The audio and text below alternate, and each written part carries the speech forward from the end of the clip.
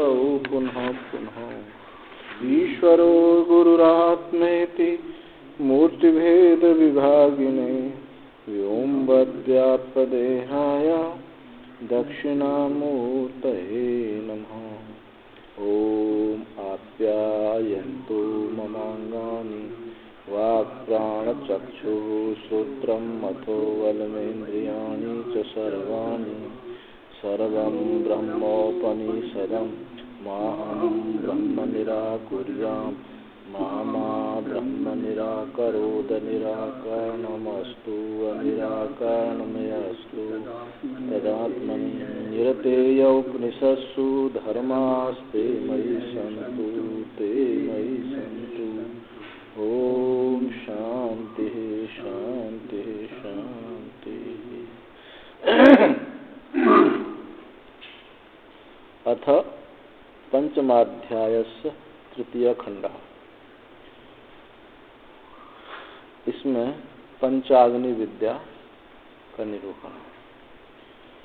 श्वेतकेतुर आरुणेयः पांचालानां समिति में आया तमः प्रवाहणो। जयविलिर्उवाच कुमारानु त्वाशिषत पिता इति अनुह भगव इति वेत्थ यदिति अधिप्रजाः प्रियन्तीति न भगव इति वेत्थ यथा पुनरावर्तन्ते इति न भगव इति वेत्थ पथुर्देवयानस्य पितृयानस्य च व्यावर्तना इति न भगव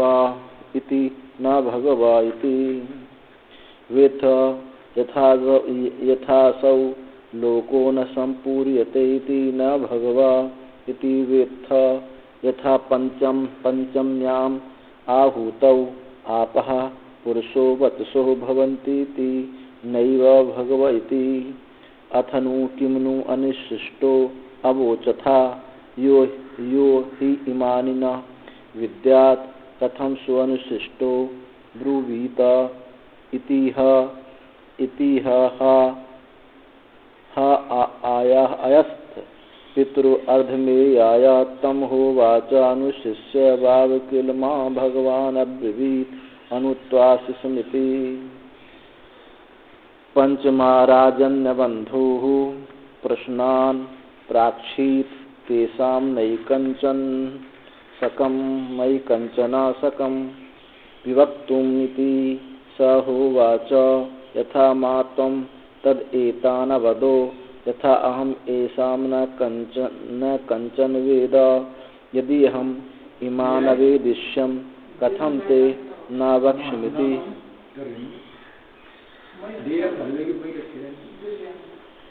न वक्ष्यामि। सः गौतमो राज्ञो अर्धमेयाय तस्मै प्राप्ताय अर्हा चकार सः प्रातः सभाग उदेयाय तम होवाच मानुष्यस्य भगवन् गौतम वित्तस्य वरं वृणीथा। स होवाच तवेव राजन् मानुषं वित्तं यामेव कुमारस्य अन्ते वाचम् अभासथा तामेव मे ब्रूहि इति सः कृच्छी बभूव। तमः चिरं वसेति आज्ञापयाञ्चकार। तम होवाच यथा मातं गौतमावदो यथेयं न प्राक् ततः पुरा विद्या ब्राह्मणान् गच्छति तस्मादु सर्वेषु लोकेषु क्षत्रस्य एव प्रशासनम् अभूदिति तस्मै होवाच।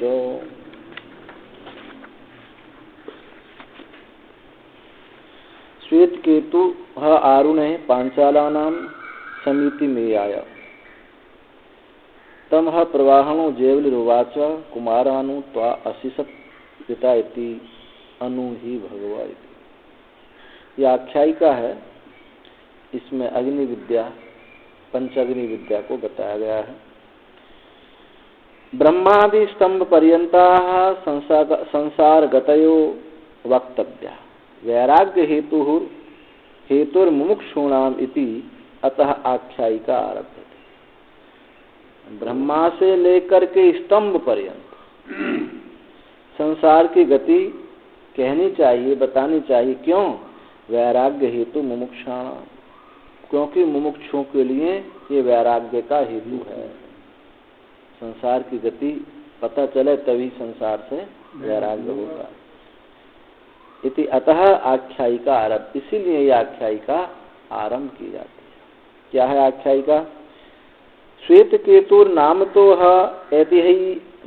ऐतिह्यार्थ अरुणस्यापत्यम आरुणी तस्यापत्यम आरुणेय पांचालानां जनपदानां समितिं सभाम एयाया आजगाम। श्वेत केतु नाम से प्रसिद्ध नाम था श्वेत केतु, और अरुण का था पोता। अरुण का पुत्र आरुणी और उसका पुत्र आरुणे। आरुणी के श्वेत केतु। हाँ, अरुण का पुत्र पोता।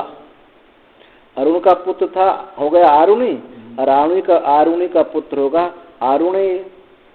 तो पांचालानाम जनपदाम, पांचाल जनपदों को, पांचाल राज्यों को, पांचालों की सभा में या था आजगामा, पांचालों की सभा में गया।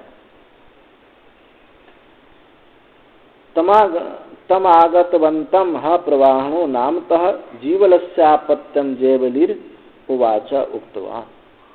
उस आए हुए श्वेत केतु को प्रवाहण उसका नाम था और जीवल का पुत्र था। तो नाम पूरा क्या है? प्रवाहणो जैवली ने कहा, हे कुमार अनुत्वा त्वाम अनुशिषत पिता। हे कुमार, तुम क्या अनुशिष्ट हो? पिता के द्वारा क्या तुमको शिक्षा प्राप्त हुई है? कि मनुशिष्ट तम पित्रा इति तरथा, पिता के द्वारा क्या तुम अनुशिष्ट हुए हो? इति युक्ता, ऐसा कहा। स आहा, उसने कहा, ही अनुशिष्टोस्मि भगवान इति सूचयन् नाहा। उसने कहा कि मैं अनुशिष्ट हूँ भगवान, ऐसा सूचित करते हुए, बताते हुए कहा कि मैं अनुशिष्ट हूँ। तम हो उवाच यदि अनुशिष्टोसि वेत्थ यदि तो अस्माल् लोकादधि ऊर्ध्वं यत् प्रजाः प्रयन्ति यद गच्छन्ति तत्किं जानीषे इत्यर्थ।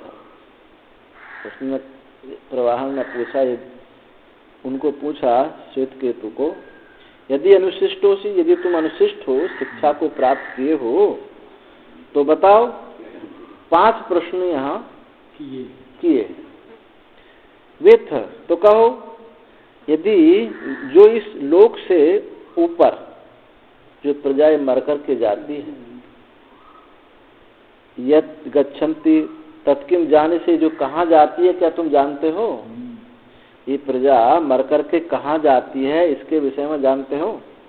तो उसने कहा, ना भगवा इति आह। उसने कहा, भगवान मैं नहीं जानता। इतरो न जाने हम यत् तद पृच्छसि, जो तुम पूछते हो, वह जो तुम पूछ रहे हो, उसको मैं नहीं जानता हूँ। एवं तरही वेत्थ जानी से यथा येन प्रकारेण पुनरावर्तिते इति। फिर पूछा इस प्रकार, तब तो ये जानते हो, ये क्या जानते हो कि जैसे जिस प्रकार से पुनरावर्तन होता, फिर लौट करके यहाँ आती है प्रजाएं, इसको जानते हो? वेत्थ जाने से क्या तुम ये जानते हो?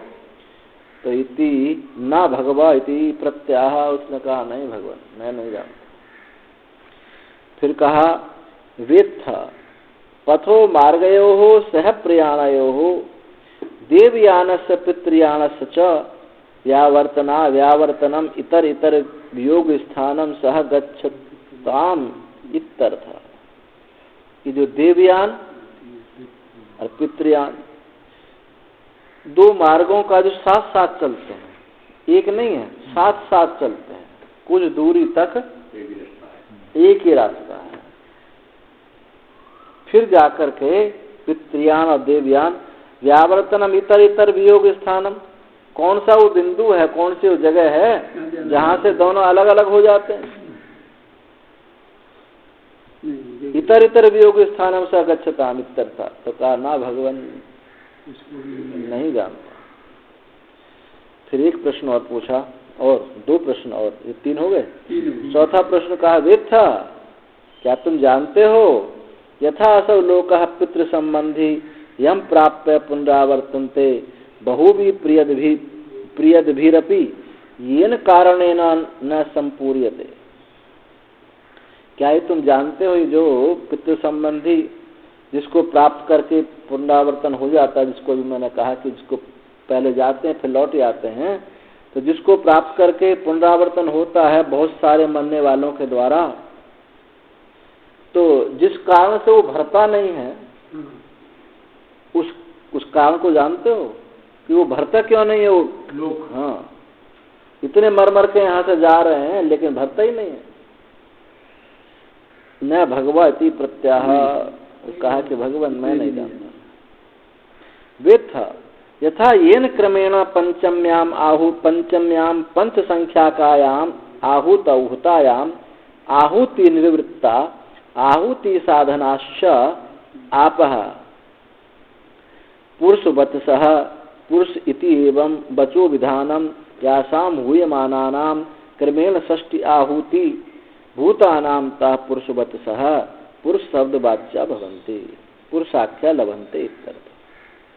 5वां प्रश्न पूछा, क्या तुम ये जानते हो जिस क्रम से पंचम आहुतियां 5 संख्या 5वीं जो आहुति है, 5वीं आहुति के हवन होने पर, आहुति निवृत्ता आहुति संपन्न होने पर, और उस आहुति का जो साधन है जल, आप जल, वो पुरुष वत्सः, पुरुष यही वचन नाम जिसका है, जिसको पुरुष कहा जाता है, जिसके हवन होने पर, जिसके हवन उस आहुति पंचम आहुति के हवन होने पर षष्ठ आहुति यानी इस शरीर, ये षष्ठ आहुति भूतानाम ता पुरुषवत्सः, ये जो है पंचम आहुति जो जल है वही षष्ठी जो ये जल बन जाता है, पुरुष बन जाता है।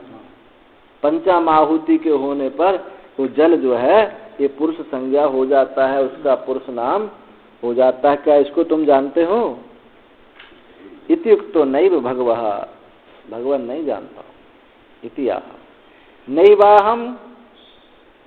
नैवाहम न किंचन जानामि इत्यर्थः, कि इनमें नैव अहम, यहाँ मैं कुछ भी नहीं जानता, मैं इनमें से कुछ भी नहीं जानता। ये जो 5 प्रश्न पूछे, कि एक तो पहला प्रश्न पूछा कि ये जो है नहीं, ये तो वैरागी का ही तो बताया, उस कथा के लिए बताया। पहला प्रश्न पूछा था कि इस लोक से ऊपर प्रजा कहाँ जाती है। दूसरा प्रश्न पूछा कि वो प्रजा फिर से इस लोक में कैसे लौटती है, कैसे जाती है और कैसे आती है। अब तीसरा पूछा कि 2 जो मार्ग हैं, देवयान पितृयान, 2 जो मार्ग हैं जो साथ साथ कुछ दूरी तक दोनों साथ साथ जाते हैं, एक ही रास्ता है इनका, कहाँ से दोनों अलग अलग विभाजित हो जाते हैं। तीसरा प्रश्न, चौथा प्रश्न पूछा था कि पितृलोक भरता क्यों नहीं है, इतने मर मर के जा रहे हैं, भरा क्यों नहीं। और 5वां प्रश्न पूछा, क्या ये तो जानता है कि पंचम आहुति में 5वीं आहुति के हवन करने पर, होम कर दिए जाने पर ये जो जल है, आहुति संज्ञक जल जो है, श्रद्धा ही जल बना है, वो जो है पुरुष रूप संज्ञा को प्राप्त हो जाता है, पुरुष बन जाता है। ये 5 प्रश्न पूछे। अब 5 में एक का भी उत्तर श्वेत केतु नहीं दे सके। तो अथ एवमज्ञः सन् किमनु कस्मात् मनुशिष्टोऽस्मि इति आवोचथा उक्तवान से। इसके बाद फिर इस प्रकार अज्ञानी होता हुआ कस्मात तुम अनुशिष्ट, कैसे कहते हो कि मैं शिक्षित हूँ, अनुशिष्ट हुआ हूँ पिता के द्वारा, गुरु के द्वारा मुझे शिक्षा प्राप्त है, ऐसे तुम कैसे कहते हो? यो ही मानी मया पृष्ठानि अर्थ जातानि नय विद्यात नय विजानीयात कथम स विद्वत्सु अनुशिष्टोस्मिति ब्रवीत। क्योंकि जो इन मेरे द्वारा पूछे हुए प्रश्नों के अर्थ को तुम नहीं जानते हो, तो कैसे कहते हो कि विद्वानों में ये कैसे कहते हो कि मैं अनुशिष्ट हूं? तुमको क्या अधिकार है ऐसा कहने? इति ब्रवीत, ऐसा राजा प्रवाहन जयवली ने कहा। इति एवं स श्वेतकेतु राज्ञा आयस्तम आयासितः सन पितुर अर्धस्थानम ये आयाः आगतवान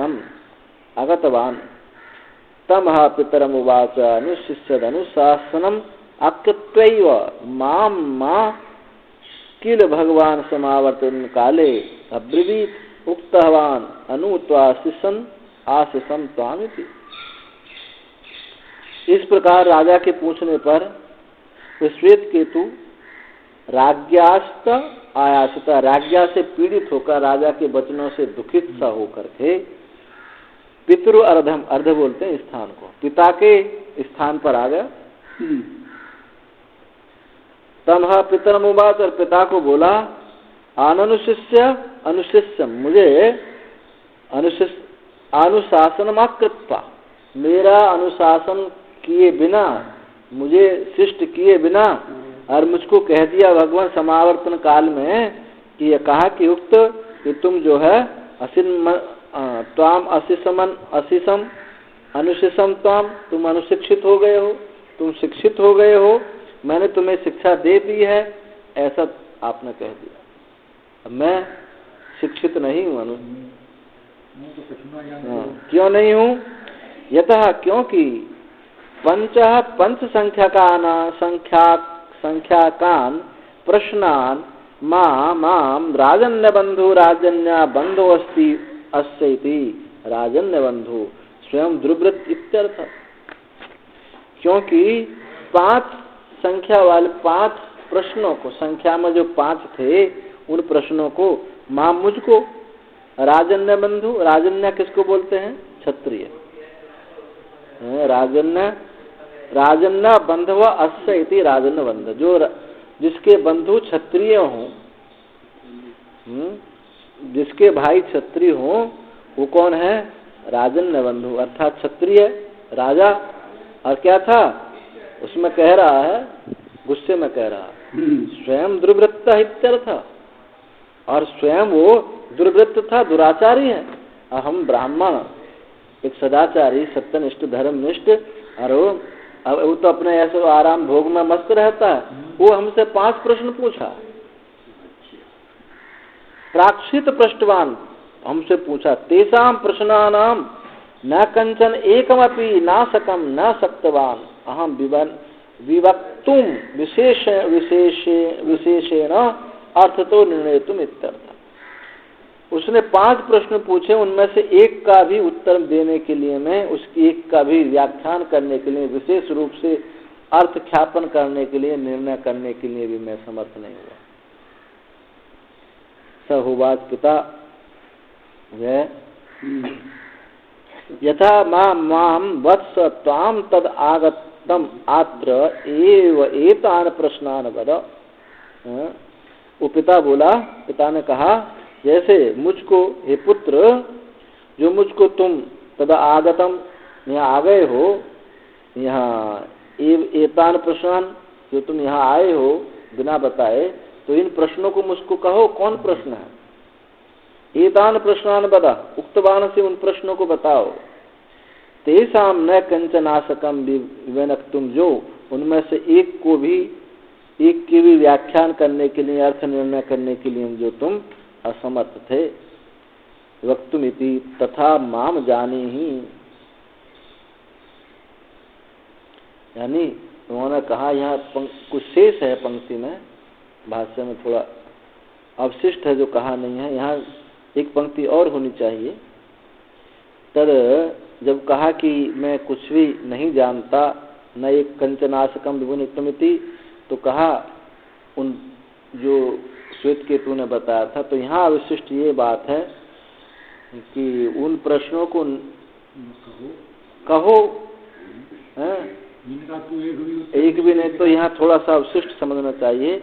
तथा माम जाने कि मैं भी नहीं जानता हूँ।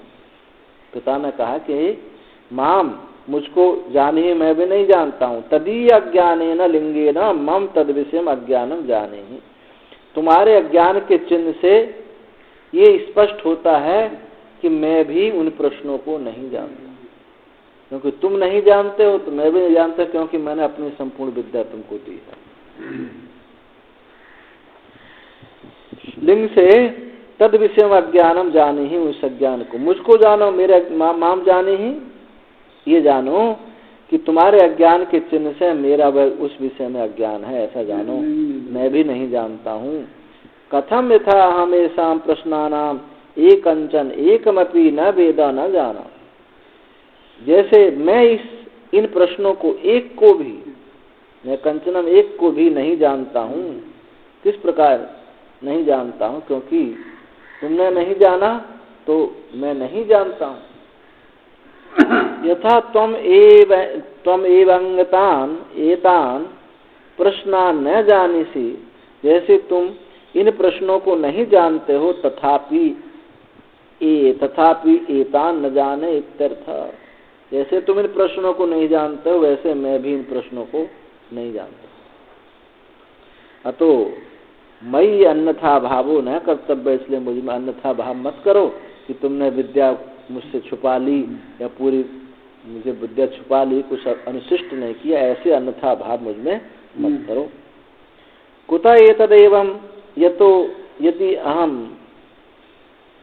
अहम इमान प्रश्नान आवेदिष्यम विदितवानसि कथम ते तुभ्यं प्रियाय पुत्राय समावर्त काले पुरा नावक्ष्यम नोक्तवानस्मि।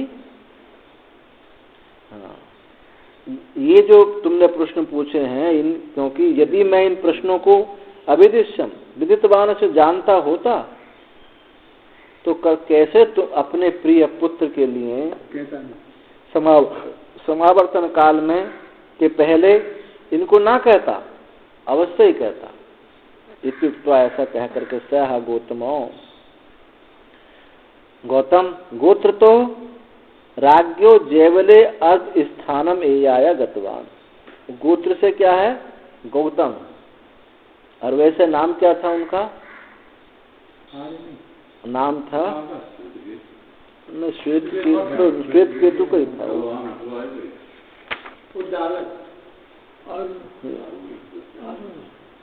नहीं, यहाँ जो दिया है, यहाँ तो श्वेत केतु का को आरुणी कहा है। अरुणी होगा, क्योंकि पिता कह रहे हैं ना, आरुणी होगा। आरुणी जो है उद्दालक है। आरुणी अपने उनके जो गोत्र से तो गौतम थे, और वैसे उनका नाम था आरुणी। जयवले अर्ध स्थान में, या जयवल के जो राजा प्रवाह था जयवली, उनके स्थान में गए। तस्मई हा गौतमाया प्राप्ताय अर्हणाम चकारा कृतवान। उस गौतम के लिए, गौतम के आने पर अर्हणाम चकार कृतवान, उनकी राजा ने पूजा की। ब्राह्मण है, पूजा की। सच गौतम कृत आतिथ्य उषित्वा परिद्यु प्रातः काले सभागे सभाम गते रायुदेयाय। और वह गौतम का कृत आतिथ्य करके, गौतम उस आतिथ्य स्वीकार करके, उषित्वा निवास करके, परिद्यु उसी दिन तुरंत नहीं पूछा भाई, ऐसे एकदम कैसे पूछ रहे। उनका आतिथ्य स्वीकार किया और फिर रात को निवास किया। अब प्रातः काल सभा के सभा में गते, सभा में चले गए, चला गया। भजनम भागः पूजा सेवा सभागेन वर्तमानो सभागा। तो ये सभाग शब्द कहा है, तो ये क्या है? भज सेवायाम धातु से भजन बनता है। तो भज सेवायाम से भाग शब्द बना है, इसका अर्थ पूजा या सेवा है।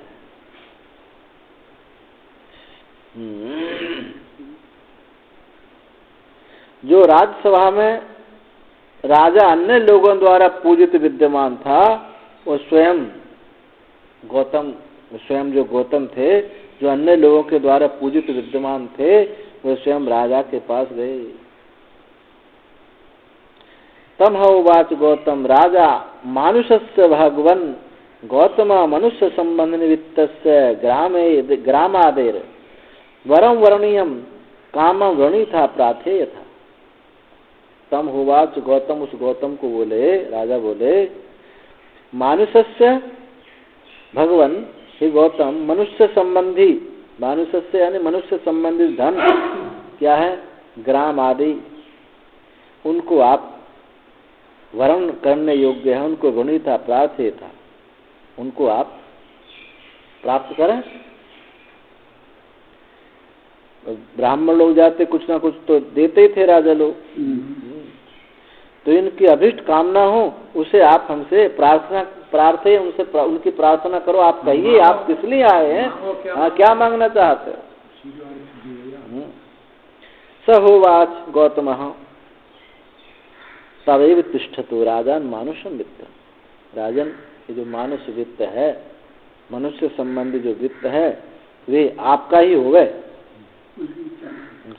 यामेव कुमारस्य, उसकी इच्छा नहीं है, यामेव कुमारस्य मम पुत्रस्य अन्ते समीपे वाचम पंच प्रश्न लक्षणाम आभासे यथा उक्तवानसी तामेव वाचम में ब्रूहि मह्यम ब्रूहि कथया इत्युक्तो। गौतम ने ये कहा, उसके लिए हम नहीं आए हैं, यामेव, जो मेरे पुत्र के लिए, मेरे पुत्र से जो तुमने प्रश्न पूछे थे, अंते उनके समीप में जो पांच प्रश्न लक्षण वाले, जो जिनकी संख्या 5 थी, जो 5 प्रश्न पूछे थे, कहे थे, उनको ही मेरे लिए, उन्हीं को मेरे लिए कहो। इत्युक्तो, ऐसा गौतम ने कहा। राजा सह कृच्छी दुखी बभूव कथम तु इदमिति। राजा थोड़ा दुखी हो गया। कथम तु इदमिति, ऐसा कैसे हो सकता है, ऐसा कैसे हो सकता है। पंचग्नि विद्या ब्राह्मणों को नहीं देनी चाहिए, ऐसा सोचकर दुखी हुआ कि अब न्याय से कहनी पड़ेगी, क्योंकि इसको तो पूरी व्यवस्था से कहनी पड़ेगी, दुखी होगा। और ब्राह्मण के लिए पूर्ण न्याय हो नहीं सकता, वो उनको शिष्य स्वीकार करें। गुरु माने। हाँ, तो बड़ा दुखित से होगा कि न्याय न, उसने कहा कि न्याय पूर्वक कहीं चाहिए, पूरी विधि विधान का कहीं चाहिए, तो विधि विधान में तो उनका यज्ञोपवीत आदि सब कुछ करना होगा। बिना तो राजा थोड़ा सा, राजा सह कृच्छी दुखी भव, थोड़ा दुखी हो गया। कथम तु इदमिति, ऐसा कैसे हो सकता है। सह कृच्छी भूतो अप्रत्याख्येयम ब्राह्मणम मनवाना न्यायेन विद्या वक्तव्य इति मत्वा। वह राजा कृच्छीभूत हुआ, दुखी हुआ, प्रति आख्येयम ब्राह्मणा, कि इसके प्रति आख्यान, इस ब्राह्मण के प्रति आख्यान को मानते हुए कथन किस प्रकार किया जाए, क्योंकि विद्या तो न्याय से ही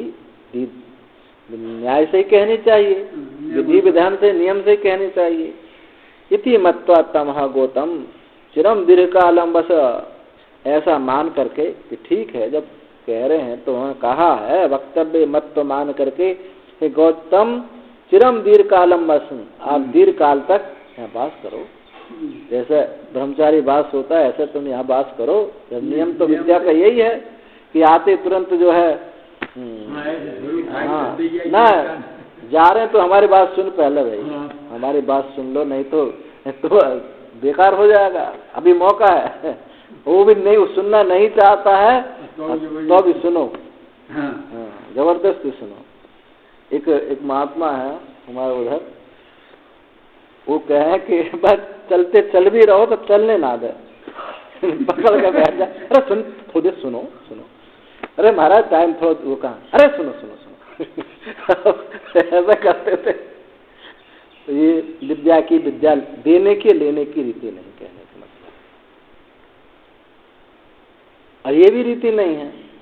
गुरु जी जा रहे हैं शौच को, है ना, पहले गुरु जी प्रश्न का उत्तर दो, अरे ना शौच लगा ना दे जाओ भाई, तो ये भी कोई तरीका नहीं। हाँ, तरीका तो ये है सदविधि पणिपाते ना। महाराज जी नवशंका लगी है और श्रद्धा भाई लाइन लगाएंगे, डंडो जी करी उठाड़े,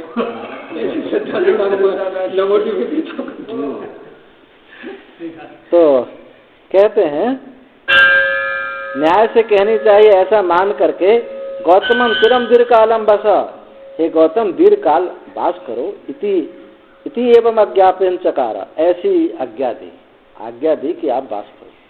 यत् पूर्वम प्रत्याख्यातवान राजा विद्यां च पश्चात चिरम बसेत इति अज्ञप्तवान। जो यत् पूर्वम जो प्रख्यातवान राजा,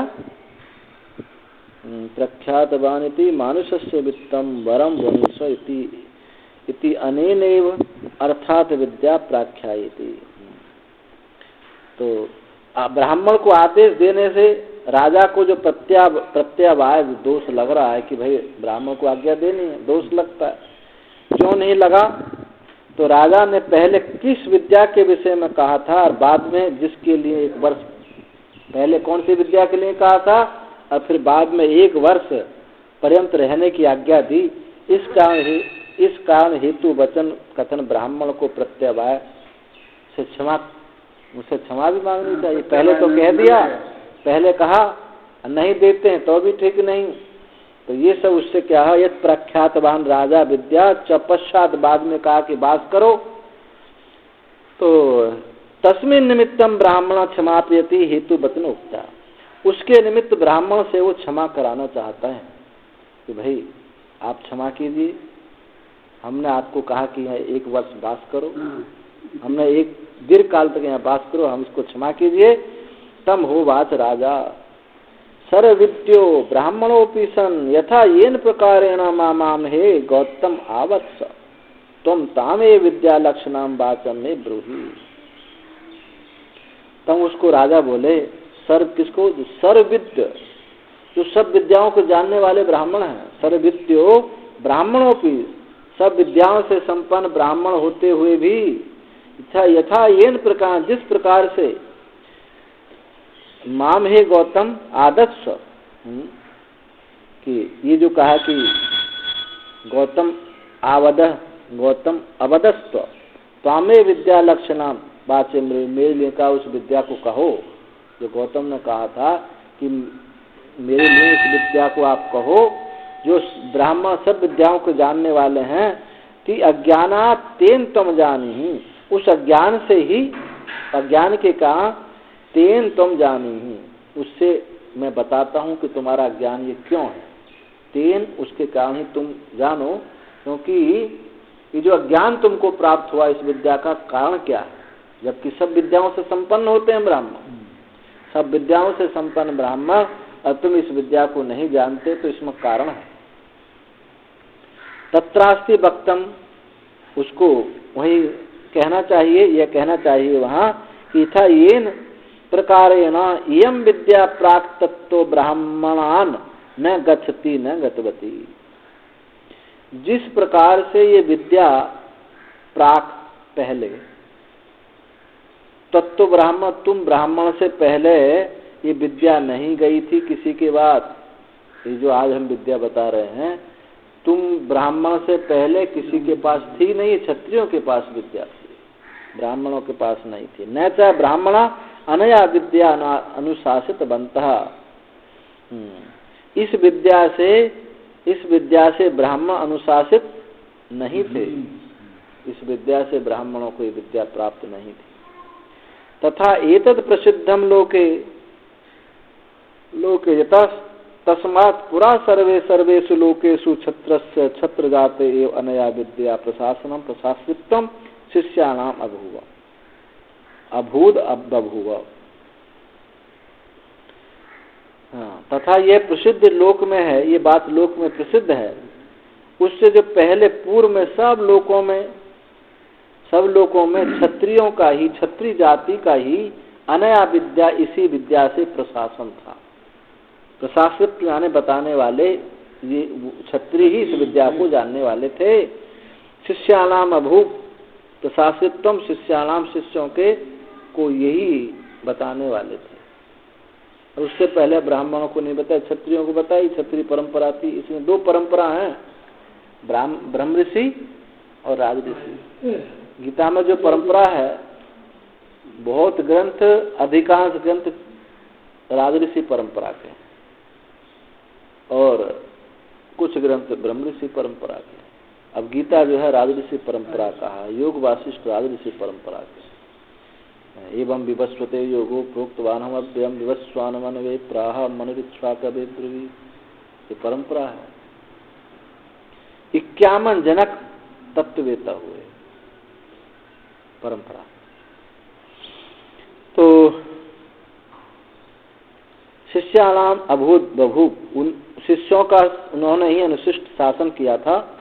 क्षत्रिय परंपरा एव इयम विद्यावंतम कालम आगता। क्षत्रिय परंपरा से ये विद्या इतने काल पर्यंत रही, इतने समय तक ये विद्या क्षत्रियों के पास ही रही। तथापि अहम एताम तुभ्यम वक्ष्यामि, तो भी मैं इसको तुम्हारे लिए कहूँगा। संप्रदानात् ऊर्ध्वम ब्राह्मणान गमिष्यति, तुम्हारे तुमको देने से, संप्रदान करने से के बाद ही ब्राह्मणों के पास ही जाएगी। जब तुमको हम ये विद्या दे देंगे तभी ये ब्राह्मणों के पास जाएगी। अतो मया यदुक्तम तद क्षन्तुमर्हसि इति उक्त्वा तस्मै होवाच विद्याम राजा। इसलिए मेरे द्वारा जो कहा गया तद क्षन्तुमर्हसि, इसलिए क्षमा करने को, आप क्षमा करने के योग्य हो। हमने जो कहा कि वास करो, तैयार करो, सर्व विद्या संपन्न होकर के तुम्हारे पास नहीं है, तो भाई हमको क्षमा करो, क्योंकि विद्या ब्राह्मणों के पास थी नहीं। उनके पास तो और दूसरी विद्या थी, अग्नि विद्या थी, कर्म कांड आदि की, लेकिन ये विद्या नहीं थी। ऐसा कह करके तस्मै होवा, उस विद्या को राजा ने बताया गौतम। इति पंचम अध्याय से तृतीय खंडा। असौ वावलोको गौतम अग्नि तस्यादित्य एव समिद्रश्मयो धूमो अहर अर्चि चंद्रमा अंगारा नक्षत्राणि विश्वलिंगाः तस्मिन् एतानि अग्नौ देवा श्रद्धां जुहुवति तस्याम् आहुते सोमो राजा संभवति। तो अब यहाँ से पंचअग्नि विद्या शुरू होती है। तो पंचअग्नि विद्या में अग्नि के ये 6, जब कोई अग्नि जलाई जाती, समा यज्ञ करते हैं तो 6 अंग उसमें होते हैं। एक तो अग्नि होती है जिसमें आहुति दी जाएंगी, और समित, उसकी समिधा होती है, और उससे क्या निकलता है, धुआं निकलता है। तो अग्नि, समिध और धूम और अर्ची, ज्वाला, लपटें निकलती हैं, काली कराली ये ज्वाला निकलती हैं, सप्तजीवा। और अंगारा, यज्ञ होने के बाद में अंगार रह जाते हैं। और विश्वलिंगा, उसमें जो यज्ञ होते समय जो समिधा चटकती रहती है, और उसमें कौन सी आहुति दी जाती है। अब जैसे घृत आहुति देते हैं, ऐसे अलग अलग आहुति हैं। पायस, खीर की आहुति है, घी की आहुति है। तो आहुति और उसका फल क्या होता है, ये अग्नि का संपूर्ण शरीर है। ऐसे ये 5 अग्नि हैं बताई जाएंगी। एक अग्नि जो है द्युलोक की अग्नि है, एक पर्जन्य द्युलोक जो चंद्रलोक है वो पर्जन्य, और पृथ्वी, पुरुष और स्त्री, ये 5 अग्नि हैं। नहीं 5 तो द्युलोक एक अग्नि, एक पर्जन्य हो गई, एक पृथ्वी हो गई, और पुरुष और स्त्री ना, पहले यज्ञ वाले वो तो मैं दृष्टांत दिया है कि उसमें जैसे यज्ञ में ऐसा पांच ऐसे इन्हीं में भी 5-5 बात बताई जाए। पहले बताने से यह कि उसको बाद में आपको स्पष्ट होता चला जाएगा। तो उसी की बात कह रहे हैं। पंचम्याम आहुतौ आपः इति अयम प्रश्न प्राथम्येन उपाक्रियते।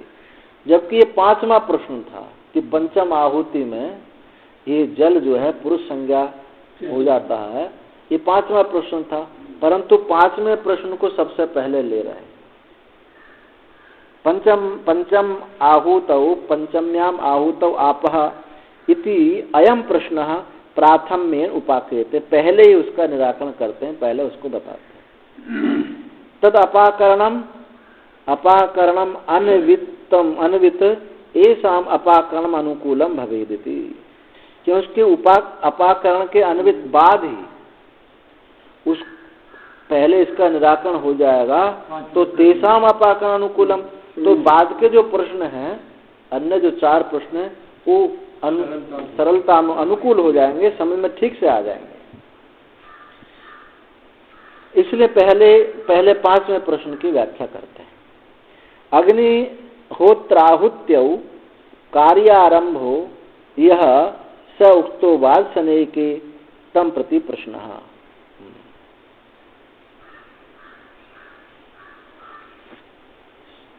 ये तम प्रति प्रश्न से यहाँ से इस श्रुति शुरू हुई है ना सर।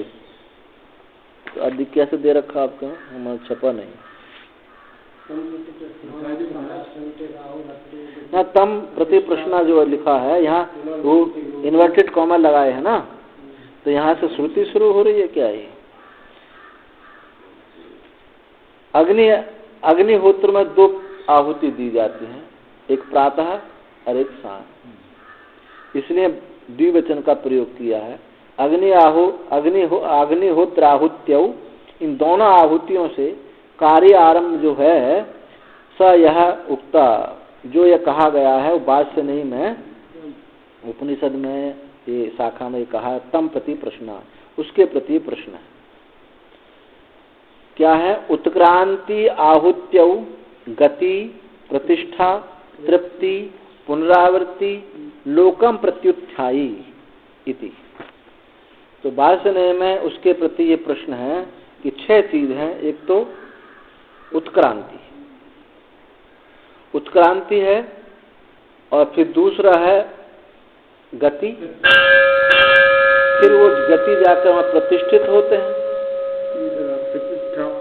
अब वहां चंद्रलोक में प्रतिष्ठित हो गए, वहां जो तृप्ति उनको प्राप्त हुई, और पुनरावृत्ति, फिर पुनरावर्तन हुआ, लोकम प्रत्युत्थाय, लोक के प्रति वहां फिर स्थित हो गए, इस पृथ्वी लोक में आकर। तो ये 6 चीज जो है, ये बाद सनई में बृहदारण्यक उपनिषद में इन प्रश्नों को, 6 प्रश्नों को बताया है। तो यहाँ 6 प्रश्न में यही है, तेषाम च अपाकरणम उक्तम तत्रैव, उनमें उनका अपाकरण भी किया गया है। जो 6 प्रश्न किए गए हैं बृहदारण्यक उपनिषद में, उत्क्रांति कैसे होती है, उनकी गति क्या है, प्रतिष्ठा कैसे होती है, तृप्ति क्या है, और पुनरावर्तन कैसे होता है, और इस लोक में उनकी स्थिति किस प्रकार है। ये जो 6 प्रश्न हैं, वो 6 प्रश्न उनका अपाकरण उत्तम, उनका अपाकरण किया गया है। श्रुति स्वयं कहती है, ये बृहदारण्यक की श्रुति है मेरे हिसाब से।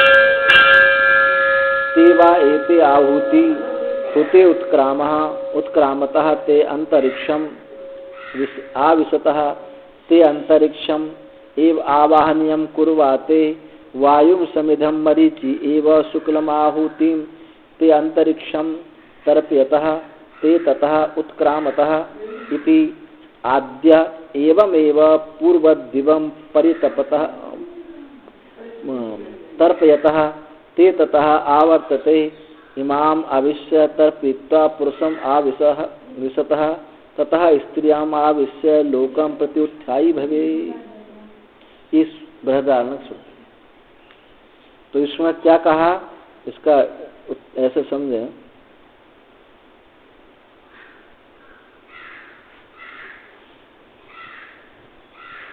ये जो ते निश्चित रूप से वे जो 2 आहुति हैं प्रातः साय की, होते उत्क्रामतः, वो उत्क्रमण करती हैं। ते अंतरिक्षम आविशत, तो अंतरिक्ष को वो प्रवेश कर जाती हैं। अंतरिक्ष में प्रवेश करती हैं।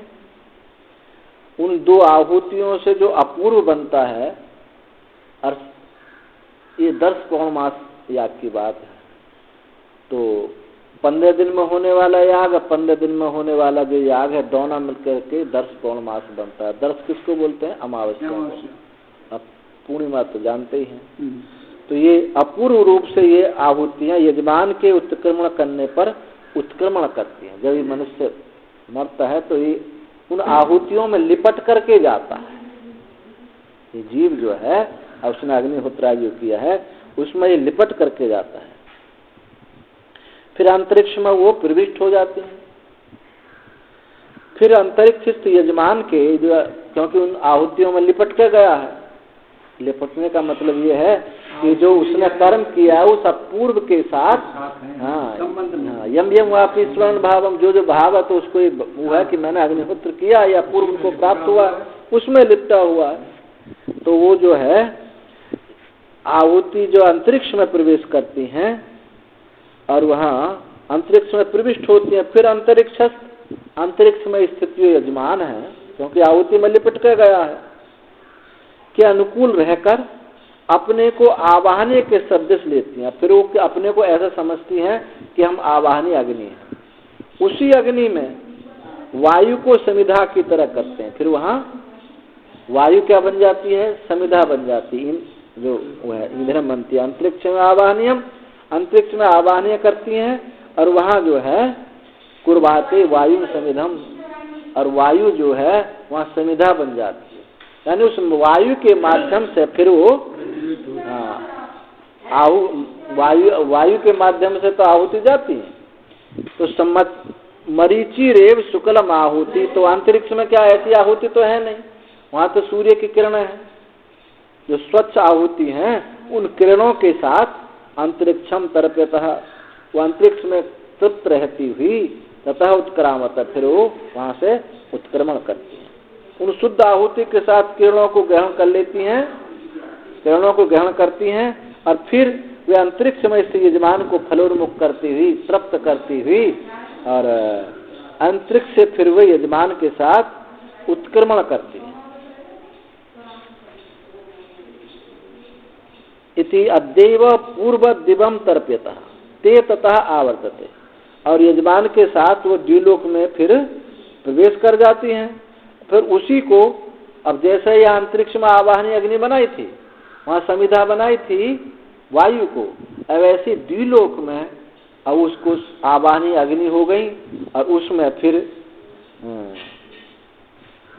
पूर्व तृप्ते ते आवतते इमम आविष्ट तृप्त पुरुषम आविशत, और फिर वो जो है अपने को आवाहनीय मान करती हुई आरब्ध क्षय होने पर, जब उनका पूर्ण क्षीण हो गया, तब फिर पृथ्वी लोक में जल के रूप में फिर प्रविष्ट हो जाती है। और फिर जो है ब्रह्म जो स्त्रीम आविष्य पुरुष में प्रवेश होती है। ब्रीही या धान्य आदि के द्वारा जो खाया जाता है उसमें प्रवेश हो जाती हैं। अन्न से, वर्षा से अन्न में आता है, वो जीव जो है वर्षा से अन्न में आया, अन्न से पिता के पेट में गया, पिता के पेट से माता के पेट में गया। ऐत्री उपनिषद में तो इसके ऊपर बहुत कुछ लिखा है कि इसीलिए संतान उत्पन्न होने में कितनी बड़ी कष्ट की बात है, बड़ा दुर्लभता से संतान पैदा होती है। वो जीव, ये जो विद्यारण्य स्वामी थे गुरु शंकरानंद, उन्होंने आज पुराण लिखा है, संस्कृत वाला, और हिंदी वाला उसी से लगभग मिलता जुलता है। तो वो ऐसा वर्णन करते हैं शंकरानंद, इतनी दुर्लभता दिखाते हैं संतान उत्पत्ति की। यदि उससे वर्षा से आ गया तो कहीं ओला पड़ गई, कहीं कुछ हो गया तो नष्ट हो जाता है, बड़ी मुश्किल से गर्भ जो है ठहर पाता है। व्रीहि आदि रेत से वो सेक के द्वारा पुरुष में प्रवेश करती है खाने पीने से, और पुरुष वीर्य द्वारा स्त्री में प्रवेश होता है। इस प्रकार यजमान लोक प्रत्युत्थान परायणा होता है। इस प्रकार यजमान जो है लोक के प्रति उत्थान उसी में स्थित होता है, पृथ्वी लोक में इस प्रकार से स्थित होता है। तत्र अग्निहोत्राहुत्यौ कार्यारंभ मात्रम ये प्रकारम भवति उत्तम। ये जो बृहदारण्यक उपनिषद में कहा था इन दोनों आहुतियों का कार्य आरंभ मात्र ही है, कैसे आहुति दी जाती है और कैसे उसका फल प्राप्त होता है, केवल इतनी बात वहां बताई गई है। और यहाँ यह तो तम कार्यारंभ अग्निहोत्र अपूर्व विपरिणाम लक्षण पंचदा प्रभिज्य अग्नि तेना उपासना उत्तर मार्ग प्रतिपत्ति साधन विदित स्नाह। और यहाँ क्या बता रहे हैं, वहां तो इतनी बताई थी इन आहुतियों का कार्य आरंभ कैसे होता है, कैसे ये चंद्रलोक को प्राप्त होती हैं, वहाँ कैसे भोग करती हैं और कैसे फिर ये लौट आती हैं, वहाँ तो इतना बताया है बस। वहाँ बाद में कहा जैसे जाती हैं, आगे की व्याख्या नहीं करिए, जैसे जाता है इससे विपरीत क्रम से लौट आते हैं। परंतु यहाँ जो कार्य आरंभ जो अग्निहोत्र का अपूर्व का परिमाण और अपूर्व का जो भी परिमाण है वो उसको पंचधा 5 प्रकार से विभक्त करके उसमें अग्नि की दृष्टि की गई है। और ये क्यों की गई है, उपासना के लिए, जिससे उत्तर मार्ग उत्तरायण मार्ग की उसको प्राप्ति हो। ऐसा ये साधन रूप में यहाँ कर्म फल मात्र बताना अभिप्राय नहीं है, उपासना करके अंतःकरण की शुद्धि या ब्रह्म लोक की प्राप्ति कराना इन उपासनाओं का तात्पर्य उद्देश्य। अब ये पंचअग्नि विद्या बताते हैं क्या क्या है। असौ भाव लोको गौतम अग्नि इत्यादि, ये जो लोक है ये गौतम राजा संबोधन करते हैं, गौतम ये जो है ये जो लोक है ये अग्नि है। यह साय प्रातः अग्निहोत्राहुति होते पया आदि साधने श्रद्धा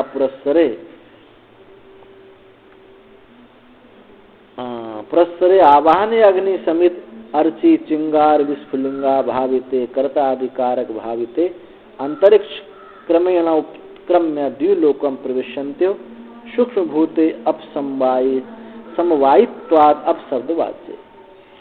वा अयम वाव लोको, ये जो लोक है कौन सा लोक, ये द्विलोक।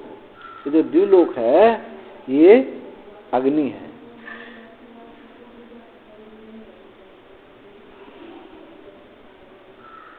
और साय और प्रातः जो आहुति दी जाती है, दोनों आहुति, इन आहुतियों से पेय आदि साधने, यहाँ इन आहुतियों में साधन क्या है, जल।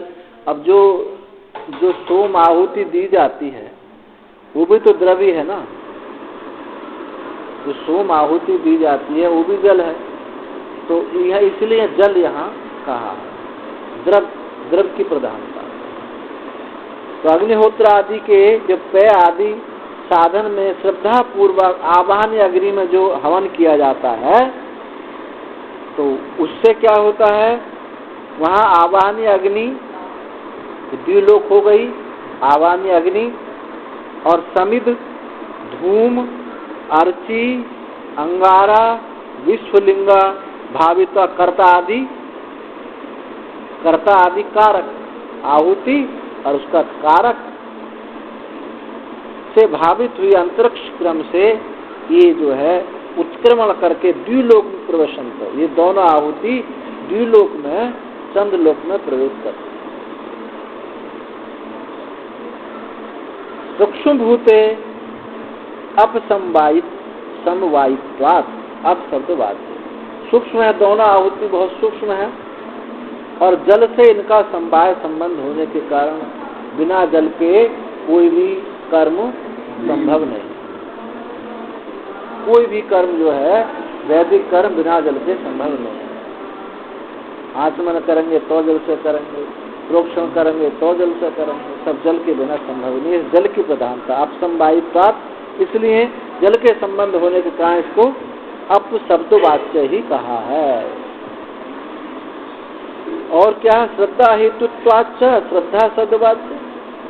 अब बिना श्रद्धा के आहुति दी नहीं जा सकती, जब बिना श्रद्धा के नहीं दी जा सकती तो इसलिए उसको श्रद्धा भी कहा है। श्रद्धा शब्द वाच्य जो जल है। तयो अधिकरणों अग्नि अन्यत तत्संबंधम समिदादीन उच्यते। ये दोनों जो आहुति हैं, दोनों तयो अधिकरणों अग्नि, दोनों का अधिकरण क्या है? अग्नि। आहुति किसमें दी जाए? अग्नि में। तो अधिकरण हो गया वहाँ अग्नि, अरण्यच्च, और दूसरी उससे संबंधित, उससे दूसरे संबंधित क्या होगा? समिध हो गया, धूम हो गया, अंगारा होगा, ये सब होंगे। तो समिध आदि जो है ये सब समिध आदि कही जाती है। तो अग्नि द्विलोक हुई, और इसमें आगे बता रहे हैं, और समिधा क्या हुई? आदित्य हुई, आगे बताएगी। या च असौ अग्नि आदि भावना आहुत्यो सोपी तथैव दृश्यते। जो वह अग्नि आदि की भावना से जो आहुतियां हैं, दोनों आहुतियों में, वह भी उसी प्रकार से निर्देश किया जाता है। जैसी अग्नि वैसा ही समिध भी होनी चाहिए। असौ वाव लोको अग्नि, इसलिए ये लोक जो है द्विलोक अग्नि है ही गौतम। यथा अग्निहोत्र अधिकरणम आवाहनीय है, जैसे यहाँ अग्निहोत्र का अधिकरण, अग्निहोत्र अधिकरण होता है, आवाहनीय अग्नि होती है। आवाहनीय अग्नि में यज्ञ किया जाता है, उसी के सदृश ये द्विलोक जो है अग्नि है, आवाहनीय अग्नि है। तस्याग्ने द्विलोकाख्यस्य आदित्य एव समिता। उस द्विलोक नामक अग्नि का, द्विलोक नामक आवाहनीय अग्नि का जो आदित्य है वो समित है, समिधा है। समित जो है वो आदित्य है। तेन इद्धु यसौ लोको दीप्यते। क्यों? उससे ही जैसे आहुति डाली जाती, समिधा डाली जाती तो अग्नि प्रज्वलित होती है, इद्ध प्रकाशित होती है। तो उससे ही इद्धो असौ लोको दीप्यते, उससे ही ये लोक जो है ये दीप्यमान होता है, सूर्य। इसलिए इसमें समिधा में किसकी दृष्टि की गई? आदित्य की। और उसमें द्विलोक में आवाहनीय अग्नि है। अतः समिंधनात् समिध आदित्य, क्योंकि समिंधनात् उसके दीपन होने से, प्रज्वलित होने से ही ये आदित्य समिध है। क्योंकि सूर्य भी प्रकाशमान है और उसके अग्नि भी प्रकाशमान है। रश्मयो धूमः तदुत्थानात्, जो सूर्य की रश्मि है, धूम है तो धुआं में किसकी दृष्टि की गई? सूर्य की रश्मि की। क्यों? तदुत्थानात्, जैसे अग्नि से धुआं उठता है, निकलता है, ऐसे ही किरणें भी सूर्य से निकलती है। समिदो ही धूमा उत्तिष्ठति, क्योंकि समिध से धुआं उठता है। अहर अर्ची प्रकाश सामान्यात, और अर्ची क्या है? दिन। क्योंकि दिन में भी प्रकाश है और जो लपटे हैं उनमें भी प्रकाश है। आदित्य कार्यत्वाच्च, और वो क्या है? आदित्य की कार्य है, आदित्य का कार्य है। अचंद्रमा अंगारा, अचंद्रमा क्या है? अंगारा। क्यों? अहा प्रश्न अभिव्यक्ते, तो दिन के शांत हो जाने पर ये अभिव्यक्त होता है। ऐसी जब अग्नि शांत हो जाती है तो दहकने लगते हैं अंगारे, कोयला दहकने लगते हैं। अतिशो ही प्रथमो अंगारा अभिव्यज्यन्ते, क्योंकि जो ज्वाला है, ज्वाला के शांत होने पे अंगारा अभिव्यक्त होते हैं। नक्षत्राणि विस्फुलिंगा, और जो चिंगारियां हैं वो नक्षत्र हैं। चंद्रमसो अवया इव विप्रकीर्णत्वात्, तो चंद्रमा का अवयव के समान, चंद्रमा के अवयव के समान वो विप्रकृमत्वात्, उनका भी फैलना है। जैसे चंद्रमा की चांदनी फैलती है ऐसे ही वो भी नक्षत्र भी सब फैले हुए हैं, चारों तरफ फैले हुए हैं।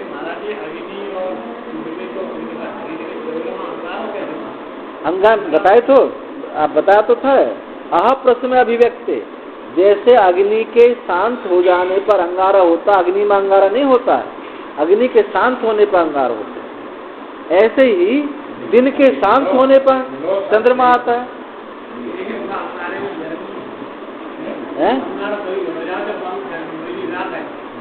न जैसी ज्वाला में अग्नि होती है, जैसे ज्वाला लपटों में होती है, ऐसी अंगारों में क्यों नहीं होती? चंद्रमा तो शीतल होता है, वो तो अंगारा ऐसा है। दृष्टांत जो है एक अंश का होता है, सर्वांगीण दृष्टांत नहीं होता।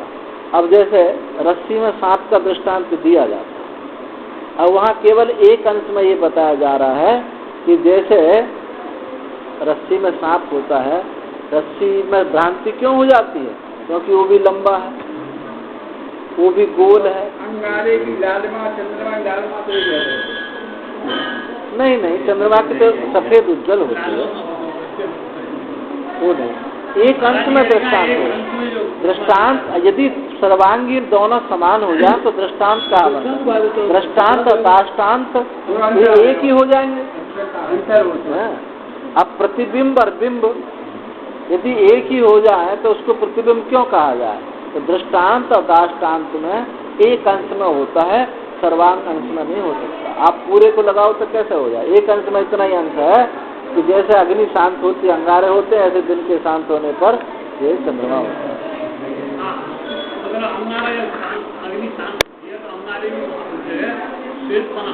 हाँ, उजाला वही बताया जा रहा है,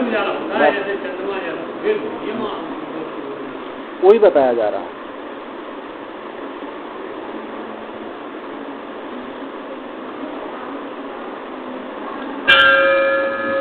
फिर कहते हैं तस्मिन यथोक्त लक्षण अग्नि, इस अग्नि में देवा यजमान प्राणा अध्यात्मय। देव कौन है यहाँ? कोई आदि अग्नि आदि देव नहीं, ये देवता कौन है? ये यजमान के प्राण ही है। यही यजमान के प्राण ही, ये यजमान के प्राण जो है ये तो उस अग्नि में यजमान के प्राण ही हवन होते हैं। अग्नि आदि रूपा अधिदेवतम, अग्नि आदि रूप क्या है? ये अधिदेव रूप है। तो इसमें श्रद्धा अग्निहोत्र आहुति परिणाम अवस्था रूप सूक्ष्म आपह श्रद्धा भाविता श्रद्धा उच्चते। श्रद्धा क्या है? अग्निहोत्र आहुति जो का परिणाम, अग्निहोत्र आहुति परिणाम अवस्था रूप जो सूक्ष्म जल है वो क्या है? श्रद्धा भाविता, और श्रद्धा से युक्त हुआ। बिना श्रद्धा के आहुति नहीं हो सकती। जिस अग्निहोत्र आहुति का जो परिणाम है, परिणाम है उस अविस्तर उस सूक्ष्म है, और वो जल जो है श्रद्धा से ही भावित हुआ है। पंचमाहुत आपह पुरुष बतसो भवंती, श्रुति जो आई है ये पंचमाहुति में जल जो है पुरुष संज्ञा हो जाता है, पुरुष नाम वाला हो जाता है।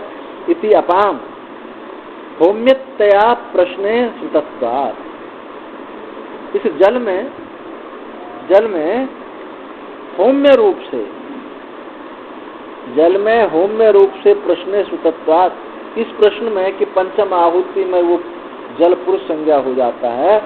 श्रद्धा व आपह श्रद्धाम एव आरभ्य प्रणीय प्रसरंती।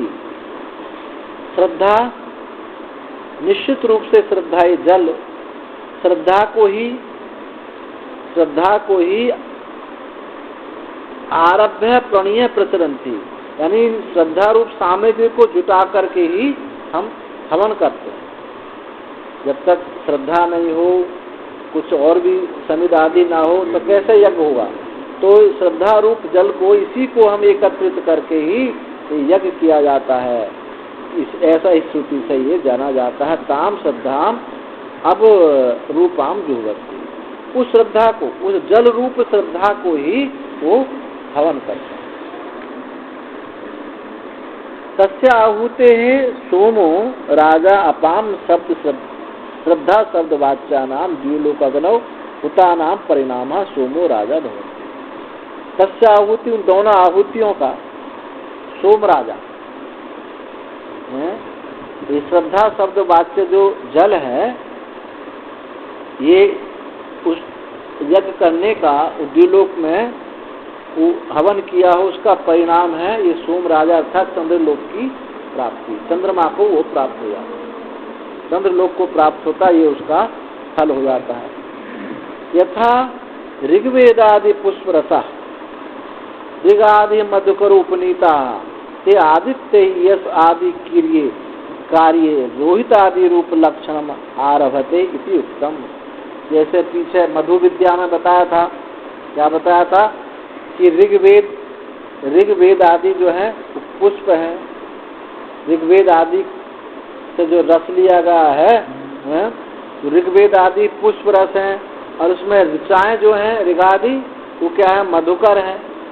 वो ऋग्वेदों से जो सार लिया गया है ऋचाओं के द्वारा, तो वे आदित्य में, और उसमें क्या हुआ था, वो आदित्य में जाती हैं पूर्व की रश्मि के द्वारा, पश्चिम की रश्मि के द्वारा। याद आ रहा नहीं आ रहा मधु विद्या में? और वहाँ जो है उसमें यश आदि कार्य होते हैं, लाल रोहित कृष्ण आदि रूप जो होता है सूर्य का, वो क्या है, मधु है। ऐसा जो मधु विद्या में बताया गया था, रोहित आदि रूप लक्षण आरंभन्ते इति उक्ता तथेवा, उसी प्रकार से ये भी यहाँ भी ऐसे समझो। अग्निहोत्र आहुति समवाय ने सूक्ष्म, अग्निहोत्र आहुति जो है, जो सूक्ष्म श्रद्धा शब्दवाच्य जो जल है, द्विलोक में प्रवेश करके, द्विलोक प्रवेश चांद्रम कार्य आरंभते, चंद्रलोक की प्राप्ति होती है। यानी फल रूप अग्निहोत्र आहुत्य, अग्निहोत्र आदि का जो फल रूप है वो क्या है, चंद्रलोक। तो चंद्र जिसको पुराणों में स्वर्ग कहते हैं, उस स्वर्ग की प्राप्ति होती है, चंद्रलोक की प्राप्ति होती है। हाँ ना, कर्मकांड की नहीं हो रही, कर्मकांड की नहीं हो रही, ये दृष्टि की गई है। अग्नि बताया ना, आवाहनी अग्नि के सदृश अग्नि नहीं है, अग्नि के जैसी है, तो दृष्टि है ना उपासना में। हाँ, तो उस ये करना नहीं है, हाँ करना कुछ नहीं है, कर्म में करना है।